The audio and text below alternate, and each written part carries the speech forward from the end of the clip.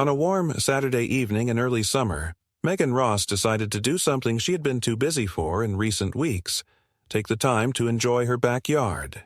Her work as a landscape consultant meant she was constantly helping clients perfect their gardens, but she rarely had the chance to slow down and appreciate her own. Her property was her pride, not for its size, but for the care she had poured into it over the years.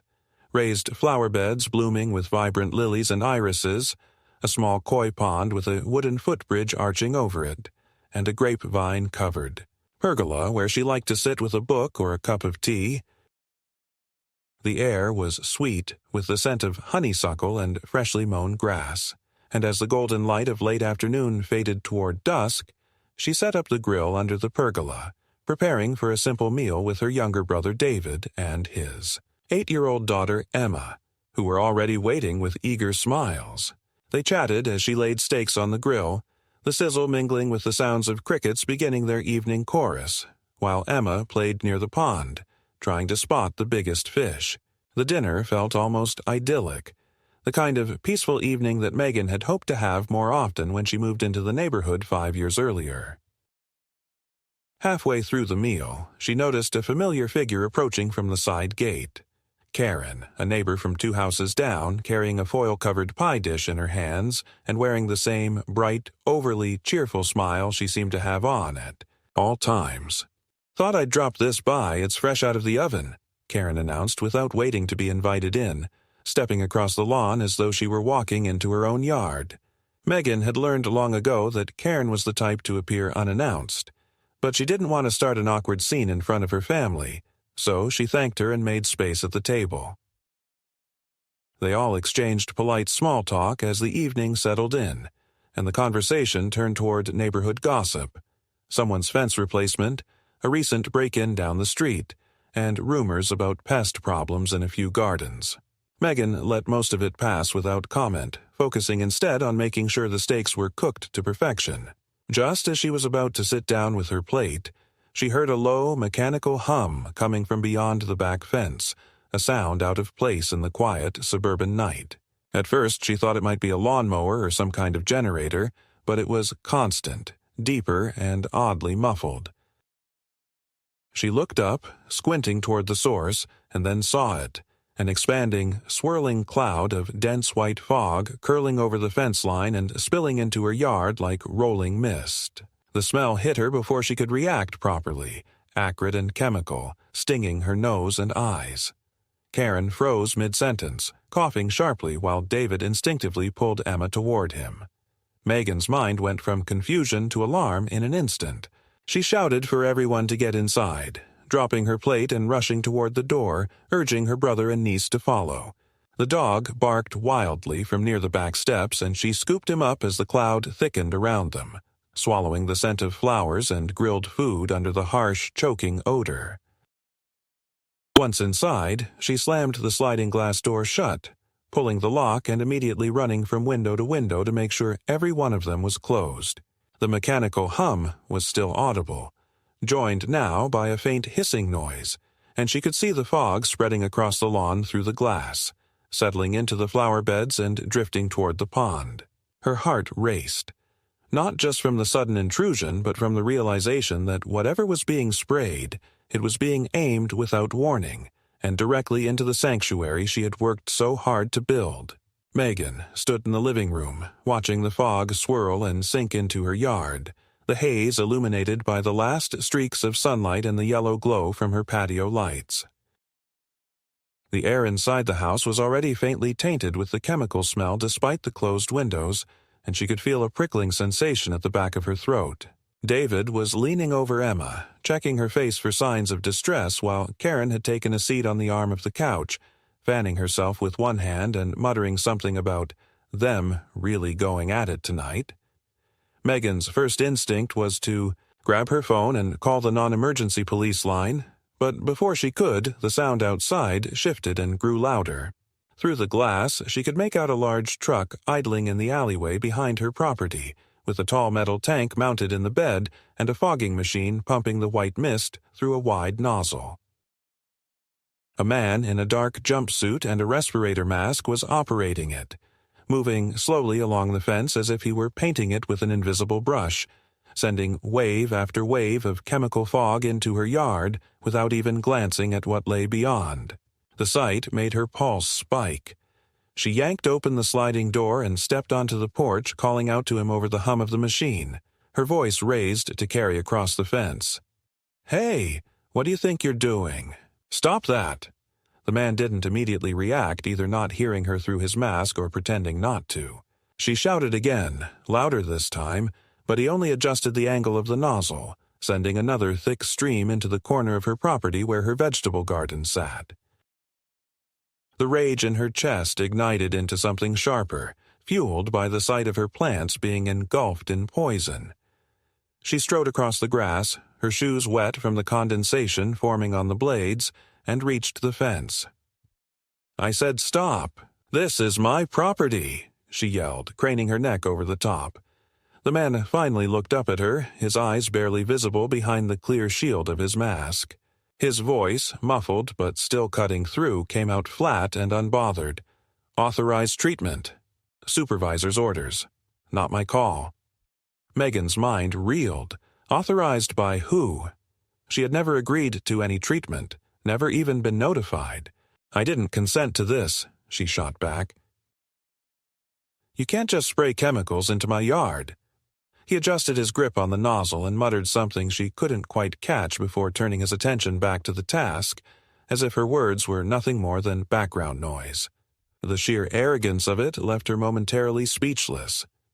By the time she found her voice again, the fog was so thick that it clung to her skin and hair, the sharp scent making her eyes water.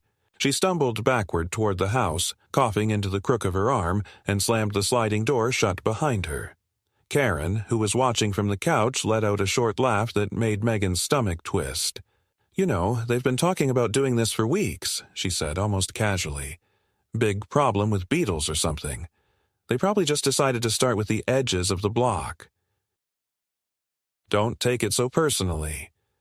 Megan turned on her, disbelief plain on her face. "You knew about this?" Karen shrugged. "Not the exact timing, but it's for the best. Everyone's yards need it. You've got a lot of greenery here. Prime breeding ground for pests." The condescension in her tone was almost worse than the fog outside. Megan didn't bother replying. She pulled out her phone and started taking quick photos through the glass, capturing the truck, the operator, and the way the fog lingered over her pond and flower beds. Her brother came to stand beside her, his brow furrowed. "You need to report this. Now."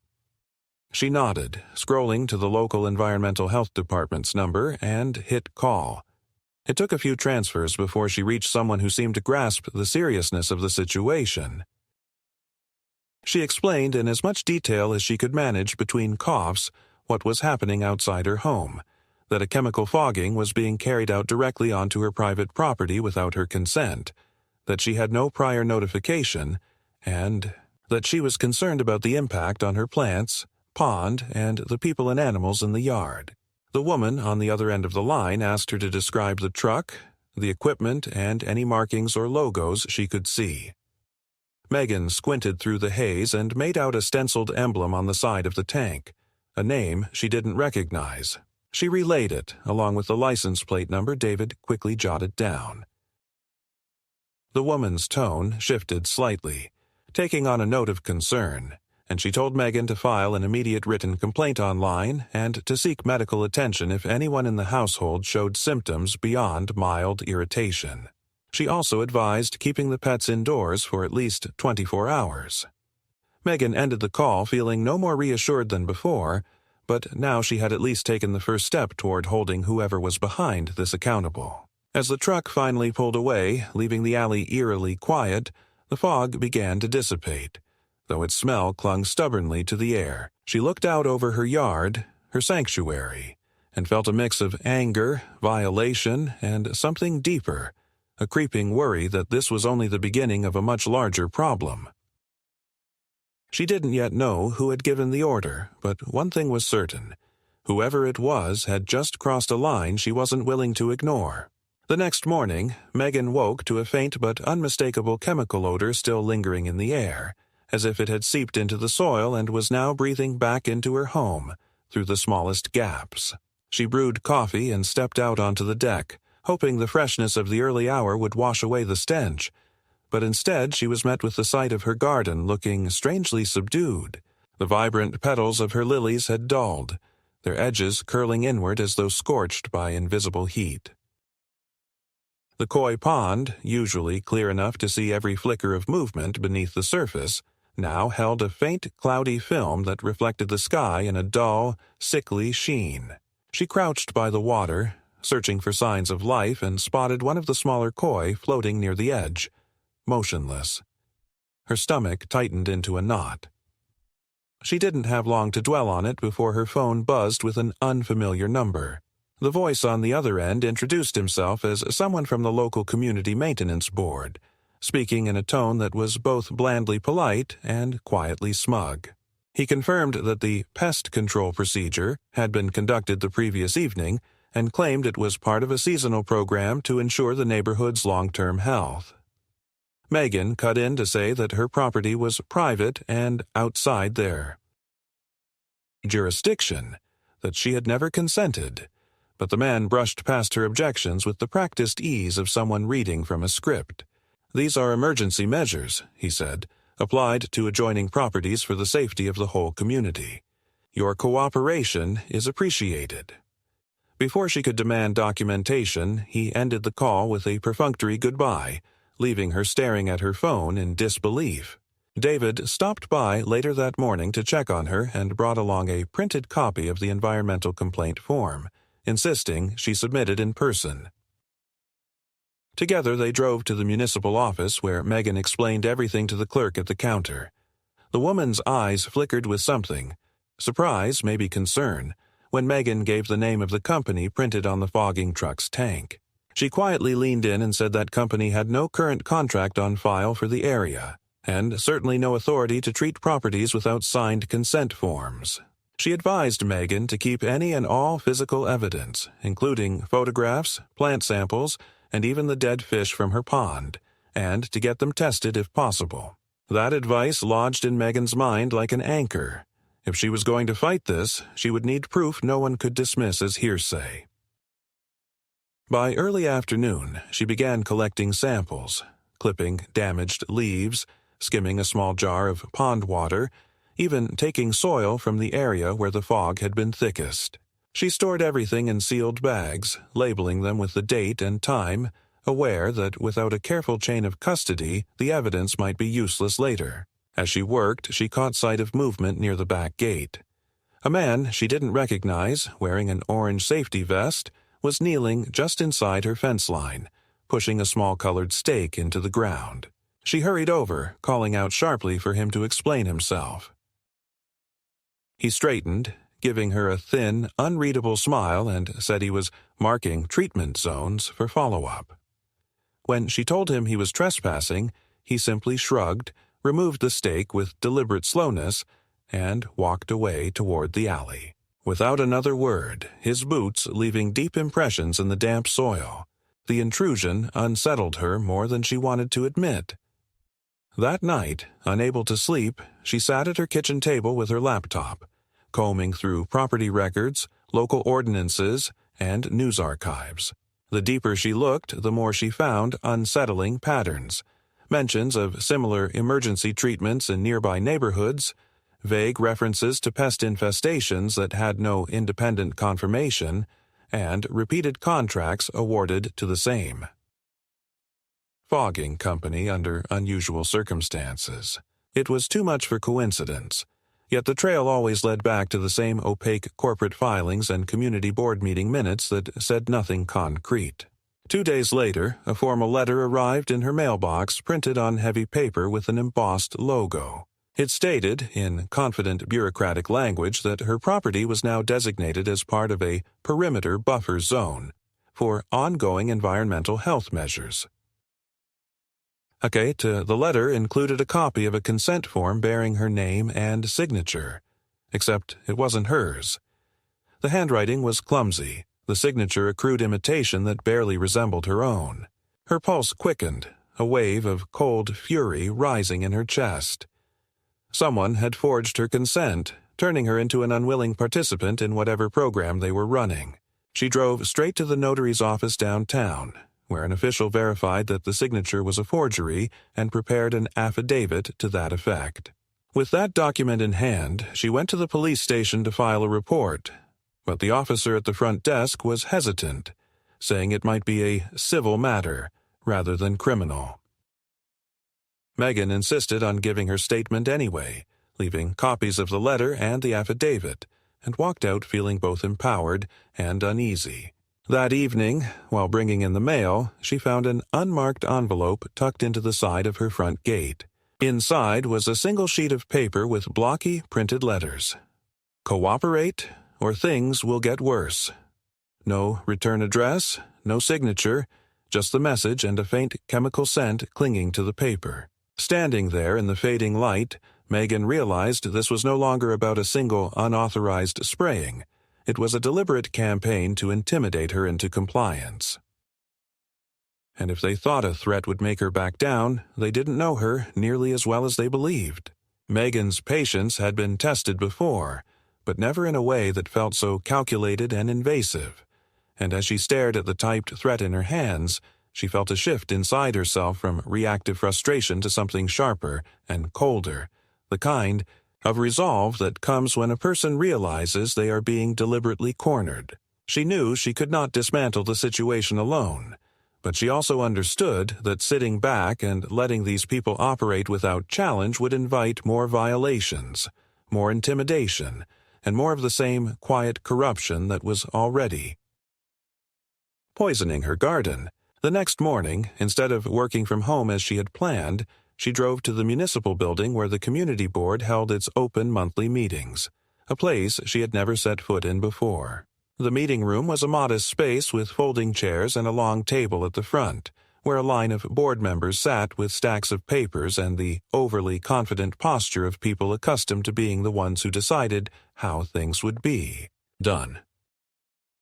Megan had rehearsed a version of what she wanted to say, careful to keep her tone factual, precise, and anchored in documented events.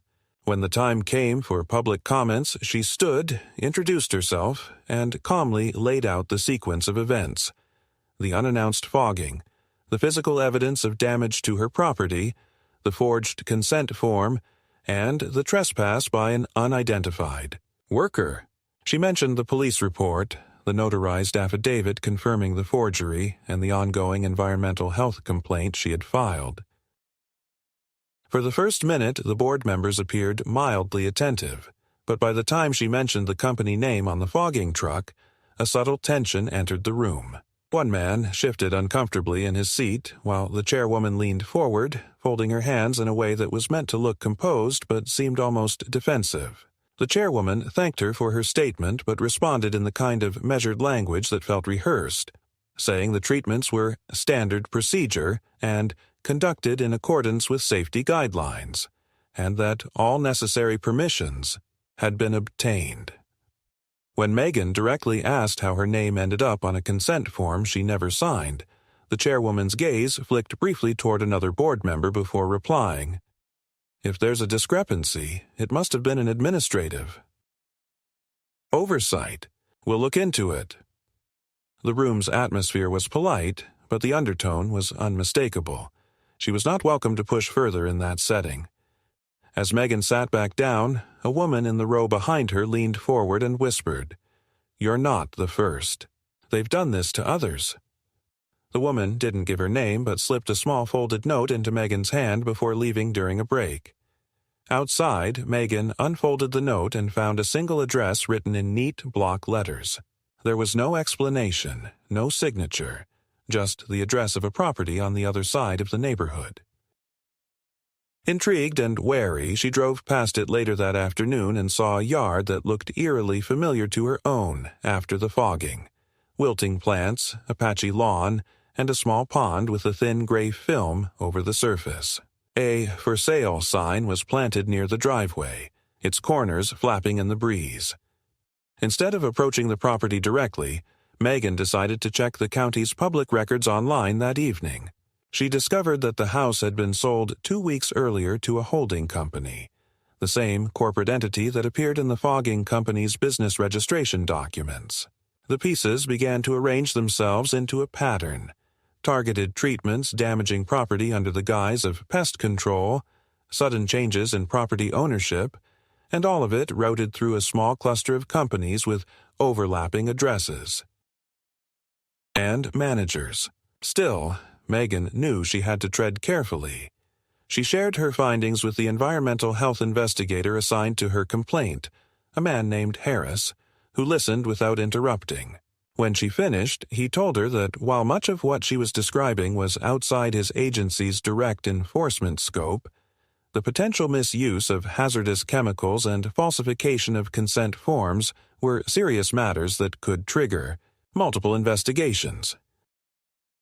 He asked for copies of everything: her photographs, the forged document, the letter with the threat, the note with the address, and assured her he would route them to both the State Environmental Office and the District Attorney's Consumer Fraud Division. He also gave her a direct number to call if she noticed any further activity near her property. 2 days later, Harris called back with news that surprised her. The fogging company's license had been suspended pending review, and their trucks were ordered off the road until the investigation concluded. It was a temporary win, but one that came with an edge of danger, because less than 12 hours after she got the call, Megan found a fresh set of small, brightly colored stakes planted along the inside of her fence line, this time driven deep, enough that she had to dig them out by hand. There was no truck in sight, no workers she could confront, just the evidence that someone had been there, quietly marking her property again. That evening, she received a call from an unfamiliar number. The voice on the other end was male, low and deliberate. "You think you've stopped something," he said, "but you've just made it more expensive for them, and that makes you more of a problem." The line went dead before she could respond. She sat there for a long moment, the phone still in her hand, the quiet of her house feeling heavier than usual. For the first time since this began, she realized the fight she had stepped into wasn't just about her garden or her property. It was about a system designed to wear people down until they either left or gave in. And she was not planning to do either. Megan woke the next morning with the uneasy awareness that every sound outside her home now carried a different weight. Every passing vehicle made her tense, and every rustle of movement near the fence set her on alert. She had lived in the same neighborhood for years without ever feeling watched. Yet in the last week she could no longer shake the sense that someone was deliberately keeping track of her routine. By mid-morning, she confirmed her unease wasn't paranoia. As she was pruning damaged stems near the pergola, she heard the faint scrape of footsteps on gravel by the side gate. She moved quietly to the corner of the house and glimpsed a man in a reflective vest slipping a small laminated tag through the latch before disappearing down the alley. She retrieved the tag and found it bore a barcode and the words "Treatment Scheduled, Priority Zone," printed on the same heavy stock as the letter she'd received before. There was no date, no signature, only the designation, which told her everything she needed to know. Someone still intended to treat her property despite the license suspension Harris had mentioned. She called Harris immediately, relaying what she had found, and he promised to escalate the matter to the State Environmental Compliance Unit. His voice carried an edge she hadn't heard before, as if even he recognized the brazenness of what was happening. Within hours, 2 inspectors from the state office arrived unannounced at her door. They examined the tag, took photographs of the places where stakes had been planted days earlier, and collected soil and plant samples from the marked areas. They were thorough, methodical, and professional, yet Megan noticed the way one of them kept glancing toward the street, as if mindful of being observed. When they left, they warned her not to discard anything else that appeared on her property, no matter how small or seemingly irrelevant.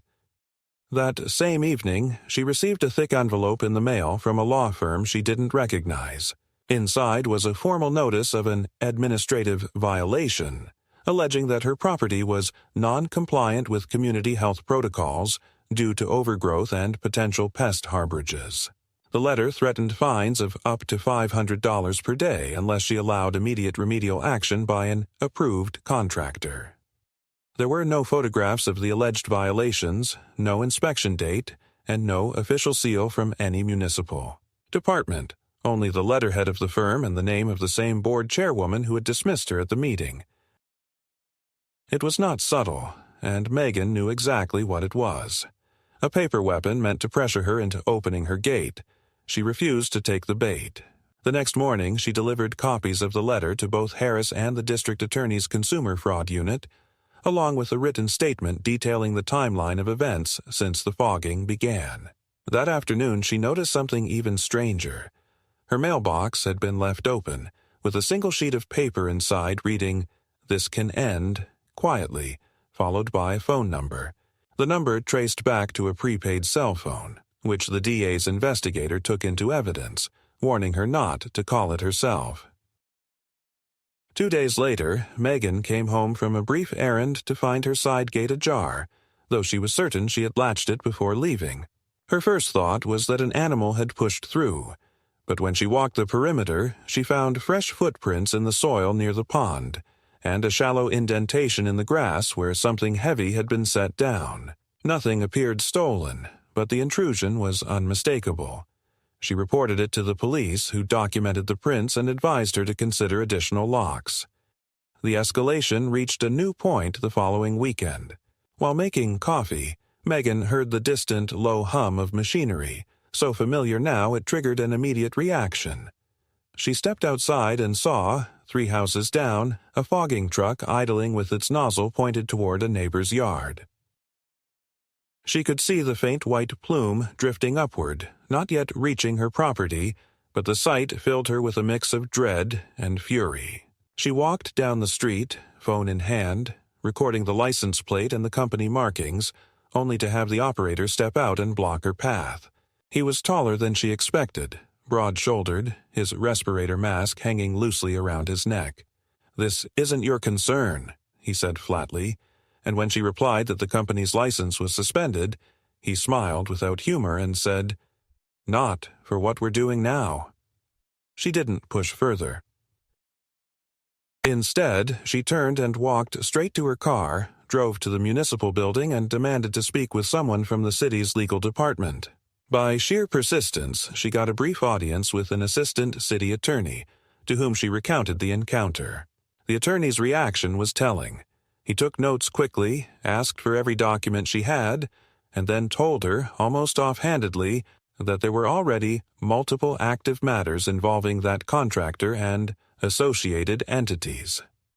He didn't elaborate, but it was enough to confirm what she had suspected. Her situation was part of something larger.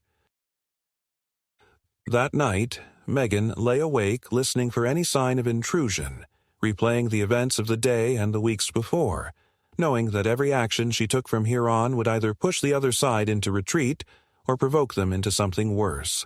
She wasn't sure which outcome was more likely, but she knew she was far past the point of backing down. The turning point came on a gray Thursday morning when Megan was woken not by the hum of machinery but by the sharp knock of someone at her front door. When she opened it, 2 uniformed investigators from the State Environmental Compliance Unit were standing on her porch, their expressions serious, one of them holding a thick folder. They explained that the laboratory tests on the samples taken from her garden and pond had been expedited after reports of similar complaints from other residents, and the results showed the presence of a restricted pesticide compound that was illegal for residential use without a specific state-issued permit, a permit that had not been granted to the contractor in question. This meant that the spraying on her property was not only unauthorized but also a direct violation of state law, carrying both civil and criminal penalties. They asked her to accompany them to a scheduled inspection of the contractor's local storage facility later that day, explaining that her case and evidence had become central to a broader investigation into the company's operations. By noon, Megan found herself standing in the gravel lot outside a squat warehouse on the edge of the industrial district, watching as inspectors, accompanied by plainclothes officers, entered the building with clipboards and cameras. The air inside was heavy with the smell of chemicals, and along the far wall were rows of unmarked drums and tanks, some leaking faint streaks of residue onto the floor. On a metal shelving unit, the inspectors found a stack of printed consent forms, dozens of them, many bearing signatures that appeared to be photocopied or crudely forged. Megan recognized her own among them, the same clumsy imitation she had shown to the notary. That discovery prompted the lead investigator to halt the walkthrough and call for the immediate sealing of the premises. As they stepped back outside, a black SUV pulled up to the lot, and the board chairwoman, the same one who had dismissed Megan's concerns at the public meeting, stepped out, flanked by a man she recognized from the fogging truck crew. The chairwoman's expression was tight, her voice strained but still carrying that tone of authority as she demanded to know why the inspection was being conducted without prior notice to the board. The lead investigator replied evenly that the matter was now under the jurisdiction of the state and that interfering could result in obstruction charges. Megan stood a few steps back watching the exchange, feeling an unexpected mix of vindication and disbelief at how openly the lines between the board and the contractor had just been revealed. Within hours, warrants were issued to seize company records and freeze the contractor's accounts pending further investigation. The district attorney's office moved quickly to file initial charges related to the use of unapproved chemicals, falsification of documents, and unauthorized entry onto private property.